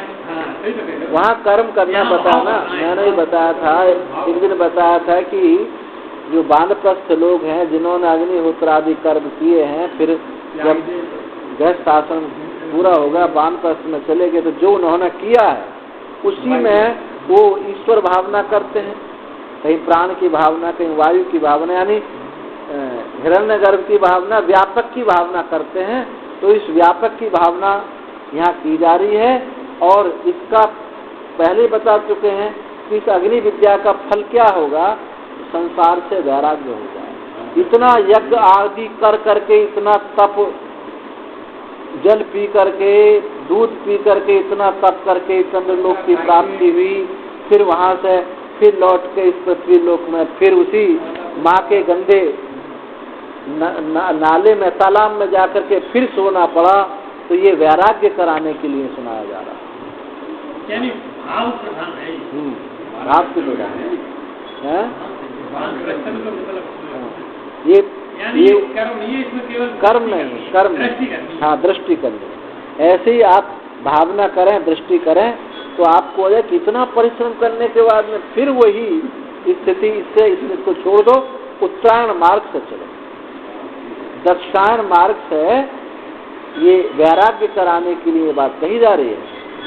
इसीलिए श्रद्धा, इसमें श्रद्धा शब्द वाच्य जो जल है वो द्विलोक में प्रवेश करके चांद्र कार्य को आरंभ करता है, चांद्रलोक की प्राप्ति कराता है। ये फल रूप अग्निहोत्र आहुति दोनों आहुतियों का ये फल है, प्रातः और साय की आहुतियों का। यजमानस्य तत्कर्तार आहुतिमया आहुति भावना भाविता आहुति रूपेण कर्मणा आकृष्टा श्रद्धा अपसंवायिनो द्विलोकानुप्रविश्य सोमभूता भवन्ति। यजमान है जो करता है, आहुतिमय होकर के, आहुति के साथ लिपट के जाता ना, आहुतिमय होकर के आहुति भावना भावित हुआ, आहुति रूप से ही कर्म के द्वारा आकृष्ट हुआ, श्रद्धा अपसंवायु, श्रद्धा और जल से संबंध स्थापित किया हुआ, तो द्विलोक को प्रवेश करके सोम भूता भवंती, सोम रूप हो जाता। कर्म तदर्थम ही तई अग्निहोत्रम होतम, इसलिए ही उनके द्वारा अग्निहोत्र किया गया था, किसी और उद्देश्य से नहीं किया गया था उनको चंद्रलोक की प्राप्ति हो जाए, इसलिए इस चंद्रलोक की प्राप्ति के उद्देश्य से ही उन्होंने अग्निहोत्र किया था। अतु आहुति परिणाम एवं पंचअग्नि संबंध क्रमेण प्राधान्येन विवक्षितम उपासनार्थम न यजमानाम गति। किंतु यहाँ आहुतियों का जो परिणाम ही, आहुति के परिणाम को ही, आहुति का परिणाम क्या, द्विलोक की प्राप्ति हो गई, चंद्रलोक की प्राप्ति हो गई। उस पंचअग्नि संबंध क्रम से, इस पंचअग्नि के संबंध क्रम की प्रधानता से ही ऐसा ही विवक्षा की गई है। किस लिए? उपासना के लिए। और न यजमानाम गति, यजमान की गति की बात नहीं कही। बृहदारण्यक में जो बताई थी गति की बात बताई, कैसे जाता है, और यहाँ जाने की बात नहीं, यहाँ तो उसमें उपासना के लिए उसमें अग्नि की दृष्टि करके उपासना की गई है, और ये दिखाया कि ये इससे जो प्राप्ति होती है वो केवल आने जाने वाली बात होती है, और फिर माँ के पेट में फिर आना पड़ता है, ऐसा वैराग्य कराने। इसलिए इस विद्या का आगे फल बताएंगे कि जो इस विद्या को जानता है, गृहस्थ हो या नैष्ठिक ब्रह्मचारी या संन्यास आश्रम मात्र हो, ज्ञान नहीं है उसको, संन्यास आश्रम मात्र संन्यास आश्रम के धर्म का पालन करने वाला है, उनको ये उत्तर गति प्राप्त होती है। तो वहाँ कर्मकांड पे है, ये नैष्ठिक ब्रह्मचारी का भी कर्म कांड नहीं है, क्योंकि पत्नी नहीं है तो अग्निहोत्र आदि तो यज्ञ आदि कैसे होंगे। इसलिए नित्य जो कर्म है, संध्या बंदन आदि, वो गृहस्थ के नहीं, वो तो सबके हैं। सबके मतलब गृहस्थ के, वानप्रस्थ के और ब्रह्मचारी, तीनों आश्रम। संन्यास के नहीं, संन्यास के नहीं। ताम तु अभिदुषाम धूमादि क्रमेण उत्तरत्र वक्षति, विदुषाम च उत्तराम विद्यासताम। किंतु उन अभिदुषाम, उन अज्ञानियों को, उन अज्ञानियों का धूमादि क्रम से उत्तरत्र आगे कहे जाए, जो बता रहे हैं आगे की बात आगे बताएंगे कि धूमादि क्रम से वो कैसे जाते हैं। धूमादि क्रमेण उत्तरत्र वक्षति अविदुषाम च, और जो विद्यावान है, ये तो कर्म ही है, और विद्यावान के लिए क्या होगा, उत्तराम विद्याम प्रताम, वो विद्या के माध्यम से उत्तर गति को प्राप्त होगा, हिरण्यगर्भ को प्राप्त होगा। अब अग्नि, दूसरी अग्नि बताते हैं। द्वितीय होम पर्यायम, क्रम से दूसरा होम कैसा है। पर्जन्यो वा पर्जन्य एव गौतम अग्नि, पर्जन्यो नाम दृष्टि उपकरण अभिमानी देवता विशेष। पहली अग्नि थी द्विलोक, और ये अग्नि क्या है, पर्जन्य, वर्षा। पर्जन्य ही ये अग्नि है गौतम। पर्जन्य नाम वृष्टि उपकरण अभिमानी देवता विशेष, वृष्टि कराने वाले देवता जो विशेष है उसको पर्जन्य का। तस्य वायुरेव समित, उसकी जो समिधा है वो वायु है। वायुनो ही पर्जन्य अग्नि समिध्यते, क्योंकि वायु से ही पर्जन्य अग्नि जो है ये प्रज्वलित होती है। पूर्ववात आदि प्रावल्य वृष्टि दर्शना। देखा जाता है कि पूर्वाई हवा चलती है तो कहते हैं कि बरसात होगी। तो पूर्ववात आदि प्रावल्य वृष्टि दर्शना, पूर्वाई हवा से वृष्टि देखी जाती है तो बादलों को लाती है ये वायु, इसलिए अग्नि भी प्रज्वलित होती है समिधा से। अभ्रम धूमो धूम कार्यत्वात् धूमवच्च लक्ष्यमाणत्वात्। अब ये सामान्य रूप से पर्जन्य को भी बादल कह देते हैं और अभ्र को भी बादल कह देते हैं, पर यहाँ थोड़ा अंतर है। वहाँ तो है वृष्टि उपकरण अभिमानी देवता, और अभ्र क्या है? यहाँ धूम है। धूम कार्यत्वात् धूमवच्च, जैसे धुआं होता है इसी प्रकार से बादल होता है आकाश। धूमवत लक्षण मानच्च, धूम के समान इसकी, धुआं के समान लक्षण होने से इसलिए इस बादल को भी धुआं कहा। विद्युत अर्ची, और जो लपटे हैं, जो वर्षा होने पर जो बिजली चमकती है वो क्या है? अर्ची है, क्योंकि प्रकाश सामान्य दोनों में प्रकाश होता है। असनी अंगारा, और जो वज्र है वो क्या है? अंगार है। क्या हेतु से? काठिन्याद विद्युत संबंधात वा ह्रादनयो विस्फुलिंगा, कठिन होने से और विद्युत के संबंध होने से।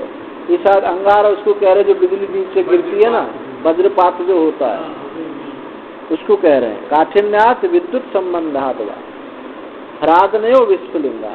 और जो ह्रादन है वो क्या है? विस्फुलिंगा। ह्रादन किसको बोलते हैं? ह्रादनयो गर्जित शब्दा मेघानाम विकिरणत्वम सामान्य, जो गर्जने की आवाज होती है सब जगह सब में फैल जाती है।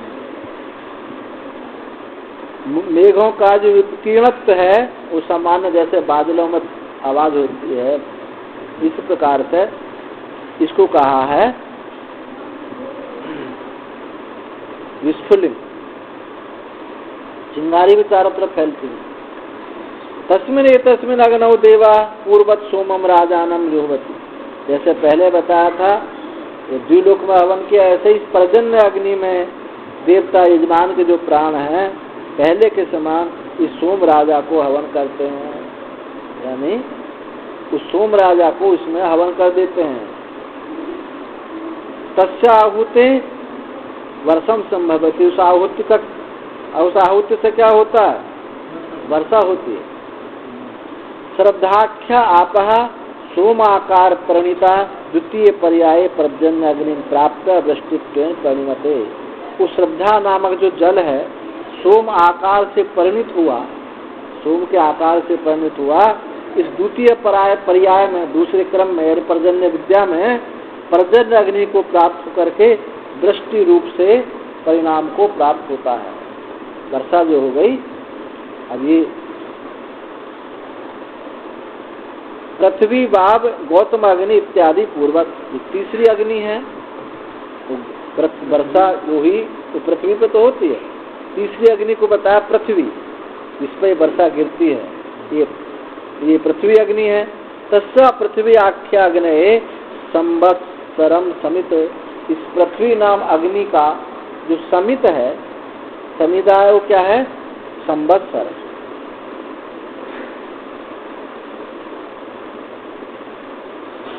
संवत्सरेण ही कालेन समिधा पृथ्वी ब्रीहि आदि निष्पत्ति भवति। जो वर्ष है संवत्सर, इस संवत्सर काल से ही युद्ध होकर के, प्रज्वलित होकर के ये पृथ्वी ब्रीहि आदि, धान, जौ आदि से निष्पन्न होती है। यदि काल ना हो, समय ना हो तो कैसे उत्पन्न होगा? तो संवत्सर को यहाँ संज्ञा दी है समिधा की। और आकाशो धूम, आकाश क्या है? ये धूम है। कैसे है? पृथिव्या इव उत्थितः आकाशो दृश्यते, क्योंकि पृथ्वी से उठा हुआ ऊपर है, उठा हुआ से जैसे धुआं भी अग्नि के ऊपर जाता है, ऐसी आकाश भी पृथ्वी से ऊपर है, उठा हुआ सा देखा जाता है। यथा अग्नि धूमा, जैसे अग्नि से धुआं उठता है, ऊपर उठता है। रात्रि अर्ची, और ये रात्रि क्या है? अर्ची है। पृथिव्या ही अप्रकाशात्मिकाया अनुरूपा रात्रि। जैसी अग्नि है वैसी उसकी लपट है। तो अग्नि भी कैसी है? कठोर है, कोई प्रकाशमान तो है नहीं पृथ्वी। तो ऐसी उसकी जो लपटें हैं, चिंगारी वो है ज्वाला, वो भी प्रकाशमान नहीं। इसलिए रात्रि भी जो है जैसे पृथ्वी है वैसी अप्रकाशात्मिका बिना प्रकाश वाली उसकी है लपटें हैं, अनुरूप रात्रि ही है। तमो रूपत्वात्, तमो रूप होने के कारण। अग्निरिव अनुरूपम अर्ची, अग्नि के अनुरूप ही उसकी अर्ची है, ज्वाला है। जैसी अग्नि वैसी उसकी ज्वाला है। दिशो अंगारा उपशांतत्व सामान्यात्, दिशा क्या है? अंगार। समानता है इसमें उपशांति, अंगार भी शांत होते हैं और दिशाएं भी शांत रहती हैं। अवांतर दिशो विस्फुलिंगा, जो अवांतर दिशा है कोने, आग्नेय, ईशान, वायव्य, नैऋत्य, ये जो है विस्फुलिंगा है। क्षुद्रत्व सामान्यात्, क्योंकि ये भी क्षुद्रता छोटी होने से समानता। तस्मन् इत्यादि समानम तस्य आहुते अन्नम ब्रीहियवादि संभवति। उसमें इस आहुति में क्या है? उस तस्य आहुते, उस आहुति अन्नम ब्रीहियवादि संभवति, इससे अन्न उत्पन्न होता है, इससे अन्न उत्पन्न होता है। ये उसका फल हो गया। आहुति क्या हो गई? इसमें वर्षा हो गई। पुरुषो वाव गौतम अग्नि तस्य वागेव समित। अरे पुरुष हे गौतम, ये पुरुष ही अग्नि है। तस्य वागेव समित, इसकी जो वाणी है यही इसका समित है, समिधा ईंधन है। वाचा ही मुखेन समिध्यते पुरुषो न मूकः, क्योंकि वाणी मुख से ही पुरुष दीप्त होता है, दीप्त होता है। न मूकः, गूंगा कोई दीप्त नहीं हो जाता। वाणी से ही प्रवचन करने वालों के लोग पास ज्यादा आते हैं, और चुपचाप बैठने वाले कोई भले ज्यादा विद्वान हो, समझदार हो, कोई नहीं आएगा। जो तो प्राणों, बाणों प्राणो धूमा, धूमिव मुखान निर्गमनात्। ये प्राण क्या है? धूम है। कैसी सामान्यता से? जैसे मुख से प्राण बाहर जाता है, अपान अंदर जाता है तो प्राण नीचे जाता है। मुखान निर्गमनात्, मुख से निकलता है, निकलने की वजह से, और अग्नि से ये धुआं भी निकलती है, निकलने की समानता है। नहीं, प्राण जो है धुआं हो गया, निकलने वाला प्राण होगा। मुख से बाहर जाता है ना, मुख से बाहर जाता है, नाक से बाहर जाता है प्राण। अच्छा, अग्नि से धुआं भी बाहर जाता है। अब ये जोड़ गांठ है, कोई ऐसे थोड़ी पूरी की पूरी लग जाएगी।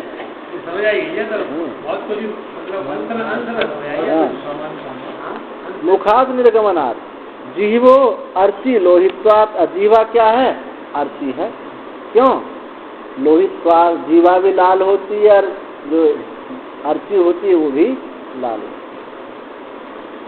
चक्षुर अंगारा भाषा आश्रयत्वात्। और चक्षु क्या है? आंख अंगारा है, क्योंकि भाष आश्रयत्वात्, यही प्रकाश के आश्रय होने से, आदित्य के आश्रय है ना चक्षु। ऐसे ही ये जो अंगारा है, नहीं, चक्षु अंगारा भास आश्रयत्वात्, ये प्रकाश का आश्रय होने से, क्योंकि जो प्रकाश है उसका आश्रय जैसे आंख है, ऐसे ही जो प्रकाश हो रहा है अंगारे से, उनका आश्रय कौन है? प्रकाश का आश्रय अंगारा। श्रोत्रम विस्फुलिंगा विपकीवत तो साम्यात। और जो स्रोत है और स्रोत विस्फुलिंगा, और जो कान है ये चिंगारियां हैं। क्यों? विस्फुलिंगा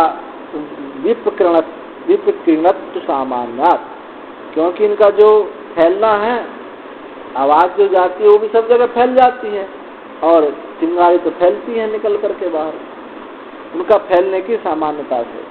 समानम अन्न, बाकी जब समान है। अन्नम जुहुवती ब्रीहि आदि संस्कृतम, तस्य आहुति रेत संभवती। इसमें अन्नाहुति का जो हवन होता है तो क्या होता है, उससे रेत वीर्य उत्पन्न, वीर्य उत्पन्न होता है। पुरुष में खाए पिए से ही वीर्य आता है। अब आगे कहते हैं योषा भाव गौतम अग्नि, जो स्त्री है ये ही अग्नि है। तस्या उपस्थेव समित, उसका जो उपस्थ है योनि का ऊपरी भाग, उसको उपस्थ कहा है, जो गोचर होता है। उपस्थ एव समित समिधा है। तेन ही सा पुत्र आदि उत्पादनाय समिध्यते, क्योंकि उससे ही वह पुत्र आदि को उत्पन्न करने के लिए समिध्यते प्रकाशित होती है। जब उपमंत्रियते सधूमः, ये जो मैथुन क्रिया है, उपमंत्रियते जो मंत्रण है, उपमंत्रण मैथुन नहीं, गुह्य भाषण आदि, स्त्री को संभोग के लिए प्रेरित करना, गुह्य भाषण जो है वो है धूम। क्यों? स्त्री संभवात उपमंत्रणस्य, स्त्री से संभव होने से, जैसे अग्नि से संबंध रखता धुआं, ऐसे ही यहाँ कौन है? अग्नि, स्त्री है। स्त्री अग्नि है, इसलिए किससे? उससे संबंध रखने के कारण। योनि अर्ची लोहितत्वात्, जो योनि है वो अर्ची है। क्यों? लोहितत्वात्, लाल रंग के होने के कारण, दोनों का कलर समान होने के कारण। जब अंतः करोति ते अंगारा अग्नि संबंधा, वो अंगारा है, जो अंतः का मैथुन है वो अंगारा है। अभिनंदा सुख लभा विस्फुलिंगा, जो आनंद है, सुख है, और वो कैसा सुख लब, सुख नहीं है, सुख का क्षण मात्र है, तो विस्फुलिंगा क्षुद्रत्वा, क्योंकि जो चिंगारी हैं वो भी क्षुद्र होती है, क्षुद्र अग्नि। तस्मिन एतस्मिन अग्नौ देवा रेतो जुहवति, उस अग्नि में ये देवता यजमान के जो प्राण है उसमें हवन किए जाते हैं, रेत रूप आहुति से हवन किए जाते हैं। तस्या आहुते गर्भम संभवती थी, उसका उस आहुति से क्या होता है? गर्भ उत्पन्न होता है। एवं श्रद्धा सोम वर्षा अन्न हेतु हवन पर्याय क्रमेण आपा एव गर्भीभूता था। इस प्रकार श्रद्धा, पहली आहुति क्या थी? श्रद्धा है? श्रद्धा सोम वर्षा, श्रद्धा आहुति थी, सोम उसका फल था, वर्षा आहुति थी, और अन्न उसका क्या था? फल था। और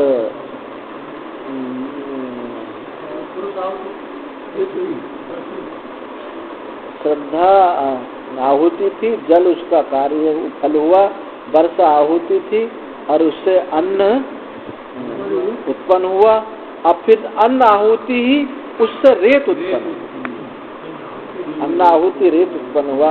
इसे हवन पर्याय क्रम से, इस हवन पर्याय हवन के क्रम से आप एव गर्भीभूता, ये जल ही गर्भीभूत हुआ, ये जल ही है, श्रद्धा रूपी जो है यही जल ही गर्भीभूत हुआ है। ता, वो जल ही गर्भीभूत हुआ। तत्र अपाम आहुति समवायित्वात् प्राधान्यम विवक्षा अपः पंचम्यम आहुतो पुरुष वत्सो भवन्ति इत्यर्थ। वहाँ जल ही आहुति संभवात, आहुति समवायित्वात्, क्योंकि ये जो आहुति है जल के साथ संबंध रखने वाली, समवायित्वात् प्राधान्यम विवक्षा, इसमें प्रधान विवक्षा क्या है? ये जल ही हुआ। जो पंचम आहुति में जो पुरुष नाम वाला हो जाता है, पुत्र संज्ञा वाला हो जाता है, न तो आप एव केवल सोम आदि कार्य आरम्भते, ऐसा नहीं है कि जल ही, केवल जल ही सोमादि कार्य को आरंभ करता है, केवल जल ही नहीं है, उसके साथ और भी चीज तो है, श्रद्धा है, हाँ, और क्रिया है, इन सब से होता है। न च आपो अपो अत्रिवृत्त कृता संति अत्रिवृत्त कृत्वेपि त्रिवृत्त कृत्वेपि विशेष संज्ञा लाभो दृष्टा पृथ्वी इयम इमा आपो अग्नि इयम अयम अग्नि इति अन्यतम बाहुल्य निमित्ता। ये कहा ये जल है अत्रिवृत्त, जैसे पंचीकरण है ऐसे ही श्रुतियों में क्या है, त्रिवृत्तकरण है। पंचीकरण श्रुतियों में नहीं है। पंचीकरण मूल उपनिषद जो 11 उपनिषद हैं 12, इनमें पंचीकरण नहीं है, त्रिवृत्तकरण है। अग्नि का, जल का, तेज, तेजो बनना जो कहा है, तेजो बनना, पृथ्वी, जल और अग्नि। तो त्रिवृत्तकरण, त्रिवृत्त कृत्वेपि विशेष संज्ञा लाभ देखा गया है। ये जो है जल जो है त्रिवृत्तकरण अत्रिवृत्तकरण नहीं है, यानी त्रिवृत्तकरण हुआ। उसमें जल भी है, जैसे त्रिवृत्तकरण होने पर जल है, उसमें पृथ्वी है और तेज है, तेज है। तो ऐसे ये त्रिवृत्तकरण नहीं है, ऐसी बात नहीं है। त्रिवृत्त कृत्वेपि विशेष संज्ञा लाभो दृष्टा, त्रिवृत्तकरण होने पर भी कि विशेष संज्ञा लाभ देखा गया है। जैसे कहा क्या कहते हैं, पृथ्वी यम, ये पृथ्वी है, ये जल है, ये अग्नि है, अत्यंत बाहुल्य निमित्ता, अत्यंत बहुलता से। जब पंचीकरण को आप समझेंगे अच्छे से तो उसमें आधा भाग जल का है और 1/8 भाग बाकी चारों का है।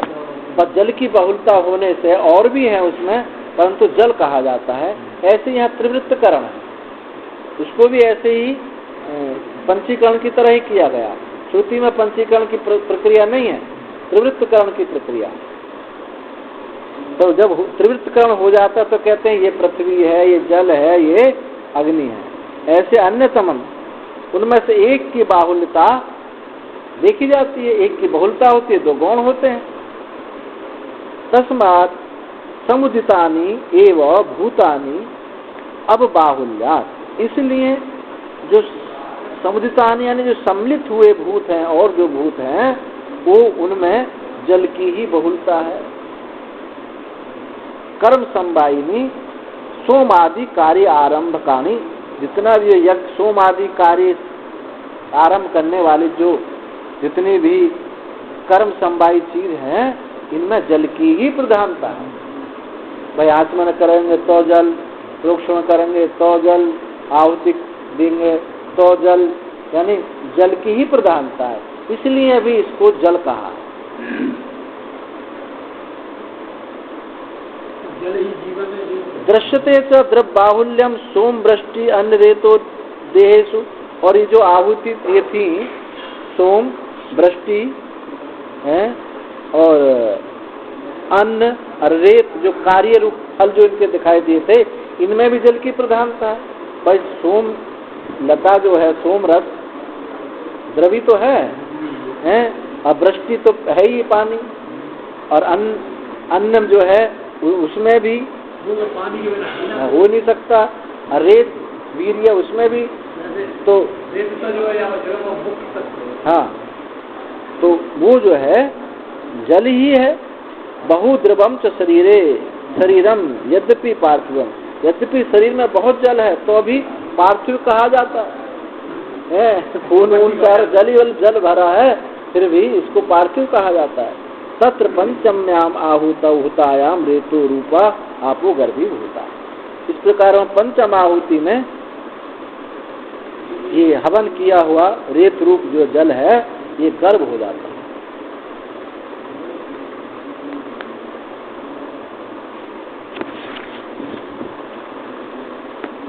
पंचम अध्याय से 9वां खंड।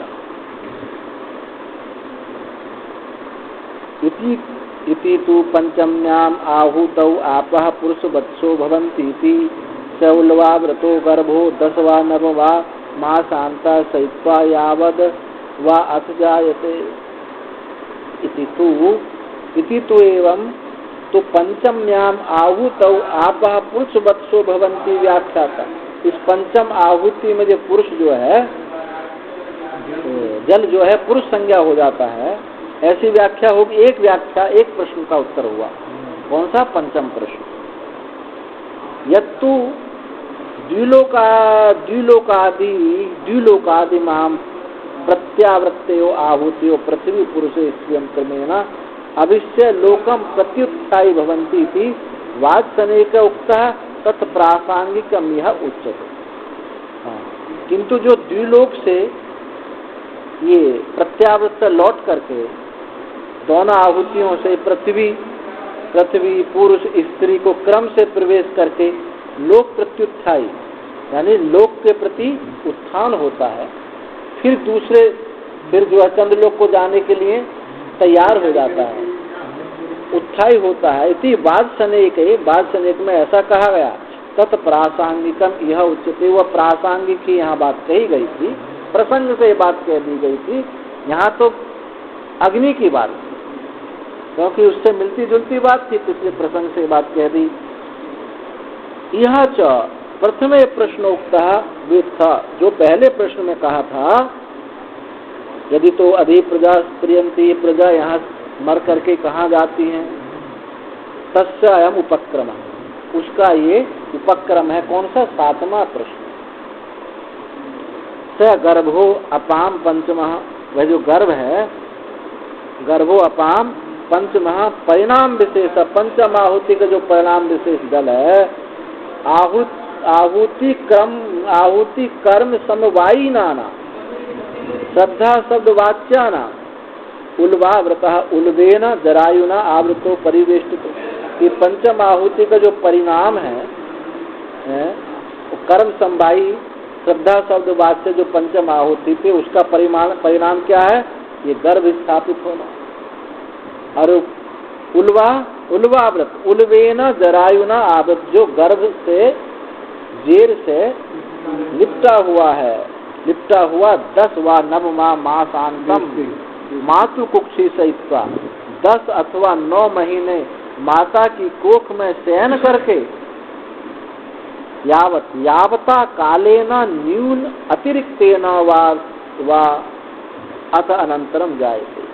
तो जो श्रद्धा रूपी जो जल था माता के पेट में गर्भ रूप से गया, और वहाँ 10 या 9 मास के अनंतर माता की कोख में शयन करके 9 या 10 मास शयन करके फिर वो यावत काल, उतने काल से न्यून अधिक 9 महीना लग जाए, उससे ज्यादा लग जाए, न्यून अस्य अतिरिक्त वो ये उत्पन्न होता है। उल्वावृत इत्यादि वैराग्य हेतु इदम उच्यते।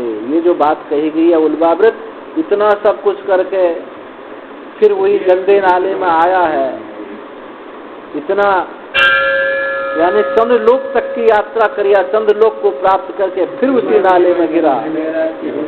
ये सब वैराग्य के लिए कहा कि जो कामना से किया जाने वाला है सब नष्ट होने वाला है। उल्वाव इत्यादि वैराग्य हेतु इदम उच्यते, ये वैराग्य के लिए कहा गया है। कष्टम ही मातु कुक्षी मूत्र पुरुष वात पित्त श्लेष आदि पूर्णे तदनुलिप्तस्य गर्भस्य उल्वा अशुचि पट आवृतस्य लोहित रेतो अशुचि बीजस्य मातुर असित पीत रसानुप्रवेशेन विवर्धमानस्य निरुद्ध शक्ति बल वीर्य तेजः प्रज्ञा चेष्टस्य शयनम। माता की पेट में कोख में मलमूत्र वायु पित्त श्लेष ये कफ इत्यादि से पूर्ण उससे अनुलिप्त हुआ, उनसे अनुलिप्त गर्भ का उल्वा माने जो उनसे लिप्त हुआ जो गर्भ है कैसा है? अशुचि है। अशुचि वस्त्र की तरह, जो जेर है वस्त्र है, और कैसा है? अशुचि वस्त्र से लिपटा हुआ, लोहित रेतो यानी रजवीर्य, स्त्री पुरुष के रजवीर्य अशुचि बीज का, अपवित्र इस बीज का माता के मातुअसित पीत रसानुप्रवेशन, माता के खाए पिए हुए रस के अनुप्रवेश से बढ़ता है, स्वयं भी खाने में समर्थ नहीं होता। विवर्धमानस्य, बढ़े हुए का, निरुद्ध शक्ति, जिसकी शक्ति, बल, वीर्य, तेज, प्रज्ञा, चेष्ट सब निरुद्ध है, सब लिपटा हुआ पड़ा हुआ, ऐसा शयन करता है माता के पेट में। इतना वहां जाने के बाद, ऐसे अमृत का भोग करने के बाद, ततो योनि द्वारेण, और उससे भी कष्टकर क्या है, योनि द्वारेण पीड्यमानस्य कष्टतरा निस्सति जन्मिति वैराग्यम ग्राह्यति, और उससे, उस योनि द्वार से पीड़ित हुआ, उसके द्वारा पिचकाया हुआ कष्टतर, उसके निकलने में बड़ी दुख होता है, बड़े कष्टतर जीव जन्म न, ये निस्सति जन्म, उसका जो निकलना है वो बड़ा कष्टदायी है, बड़े कष्ट की बात है। ये सब जितनी सब बातें सब कष्टमय है। इति वैराग्यम ग्राह्यति, ये जन्म जो है वैराग्य को ग्रहण कराने वाला है। माता जो गर्भवास जो है वैराग्य के लिए है। मुहूर्तमपि असह्यम, एक मुहूर्त के लिए भी सहन करने, ऐसी अपवित्रता एक मुहूर्त के लिए भी सहन करने योग्य नहीं है, नहीं होती। 10वां नवम्बा मासान अति दीर्घ कालम अनंतम सहित, 10 वर्ष 9 महीना इतने लंबे काल पर्यंत उसमें सहन करता है, जहाँ एक मुहूर्त के लिए भी सहन नहीं होता। ये सब वैराग्य कराने के लिए कहा। पंचअग्नि विद्या जो है, इसलिए कहा इस पंचअग्नि विद्या को जो जानता है उसको ब्रह्मलोक की प्राप्ति होती। क्यों? संसार से वैराग्य हो जाए।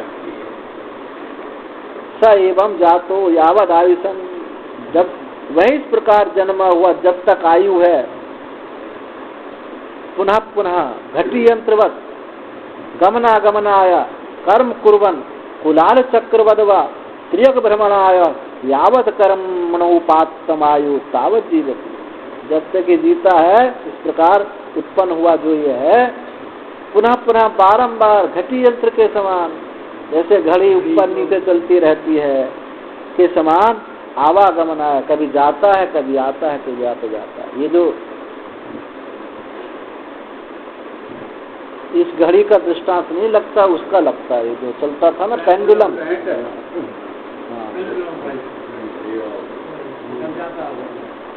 या घटी यंत्र घाट भी कहा जा सकता है। राहट के लिए ठीक है, घट घड़ा जैसा राहट चलती ऊपर नीचे, मैं ऐसी घड़ी को समझ रहा हूँ। गमनागमन आया कर्म करते हुए कुलाल चक्रवत, और कुम्हार के चक्र के समान त्रियक भ्रमण आया, त्रियक योनि में, कभी त्रियक योनि में जाता है के करने के लिए यावत कर्म उपात, जब तक कर्म अर्जित है, कर्म उपात आयु, जब तक कि कर्म का संचित है, अर्जित कर्म है, कि तब तक ये जीवित रहता है। समीनम क्षीणायुषम, और फिर मरने क्षीणायु जब हो गई, प्रेतम मर गया, मृतम दिष्टम कर्मणा निर्दिष्टम परलोकम प्रति यदि चेत जीवन वैदिक कर्मणि ज्ञाने व अधिकृता तमेन मृतो तो अस्माद ग्रामाद अग्नि अर्थम मृत्युजो हरंती प्रज्ञावांत कर्म। बस के बनने के बाद क्षीणायु प्रेत मरा हुआ, दिष्ट कर्मणा, उसके जो अपूर्व कर्म है उनसे निर्दिष्ट हुआ परलोक के प्रति जाता है। अब फिर यदि चेत जीवन वैदिक कर्मणि, यदि उसका जीते हुए है तो वैदिक कर्मों में, वैदिक कर्म में अथवा ज्ञान में उसका अधिकार यदि है, जिया हुआ है तो मर गया तो वहां जाएगा, फिर लौट कर आएगा। जीवित है तो वैदिक कर्म में, उसके ज्ञान में यदि उसका अधिकार है, तमेन अमृतम, फिर मरा हुआ अस्माद ग्राम, जब मर जाता है तो अस्माद ग्रामात, इस गांव से अग्नि अर्थम, जलाने के लिए, अग्नि अर्थम मृत्यु जो हरंती, वो ऋत्विक लोग उसको ले जाते हैं अथवा ऋत्विक ले जाए, नहीं हो तो ब्राह्मण ले जाए, ऋत्विक नहीं तो पुत्र ले जाता है। पुत्र वह अंत उसके अंतिम कर्म के लिए ले जाते हैं।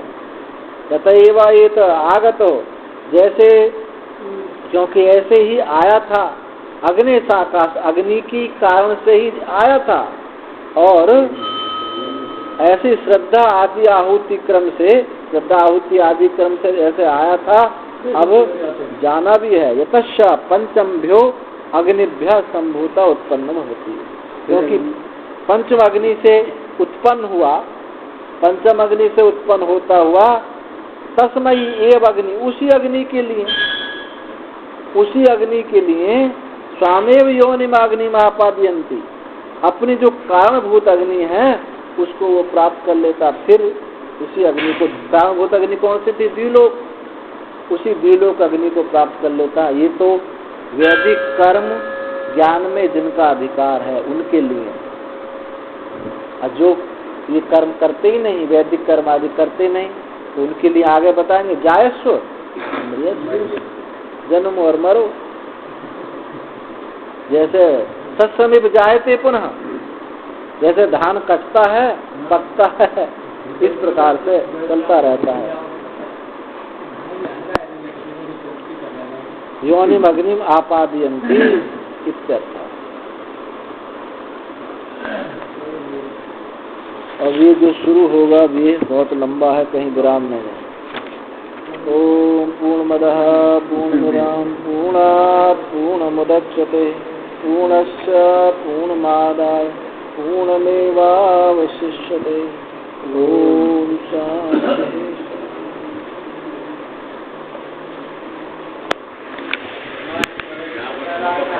क्या बताओ, मतलब ये है कि मैं ना छोड़ो।